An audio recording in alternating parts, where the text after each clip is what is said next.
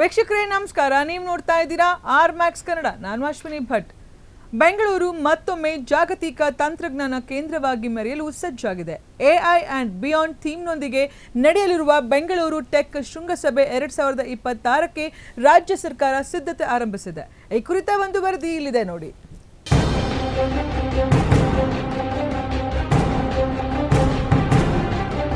ಏಷ್ಯಾದ ಅತಿದೊಡ್ಡ ತಂತ್ರಜ್ಞಾನ ಉತ್ಸವವಾದ ಬೆಂಗಳೂರು ಟೆಕ್ ಶೃಂಗಸಭೆಯ 79ನೇ ಆವೃತ್ತಿ ಇದೇ ನವೆಂಬರ್ 17ರಿಂದ 19ರವರೆಗೆ ಬೆಂಗಳೂರಿನ ಬಿಐಇಸಿಯಲ್ಲಿ ನಡೆಯಲಿದೆ.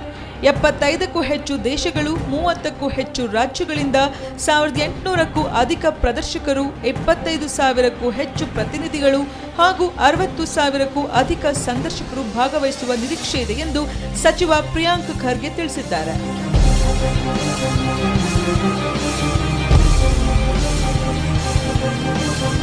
1800 ಎಕ್ಸಿಕ್ಯೂಟರ್ಸ್ ಇದ್ರು, 25,000 ಡೆಲಿಗೇಟ್ಸ್ ಬಂದಿದ್ರು, 1000ಕ್ಕಿಂತ ಹೆಚ್ಚು ನವೋದ್ಯಮಗಳು ಮತ್ತು 60,000ಕ್ಕಿಂತ ಹೆಚ್ಚು business visitors from across 75 countries and almost every state participated ಇದೆ.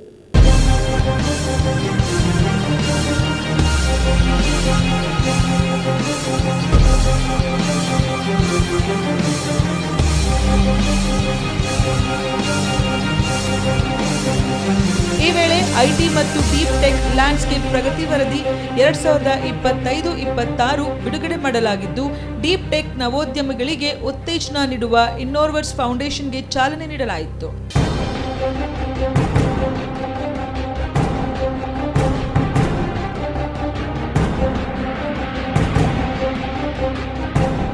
ಇದೇ ಸಂದರ್ಭದಲ್ಲಿ ಎಲಿವೇಟ್ NXT 2026ರ ಅಡಿಯಲ್ಲಿ 33 ಡೀಪ್ ಟೆಕ್ ಸ್ಟಾರ್ಟ್ಅಪ್ಗಳಿಗೆ 85 ಲಕ್ಷದಿಂದ 1 ಕೋಟಿವರೆಗೆ ಅನುದಾನ ಘೋಷಿಸಲಾಯಿತು. ಜೊತೆಗೆ embedded world India, change now India ಮತ್ತು ಫ್ಯೂಚರ್ ಮೇಕರ್ಸ್ ಕಾರ್ಯಕ್ರಮಗಳು ಶೃಂಗಸಭೆಯ ಪ್ರಮುಖ ಆಕರ್ಷಣೆಯಾಗಲಿವೆ. ಇದಷ್ಟೇ ಹೊತ್ತಿನ ಅಪ್ಡೇಟ್ಸ್ ಆಗಿತ್ತು. ಮತ್ತಷ್ಟು ಅಪ್ಡೇಟ್ಸ್ಗೆ ನೋಡ್ತಾ ಇರಿ ಆರ್ ಮ್ಯಾಕ್ಸ್ ಕನ್ನಡ.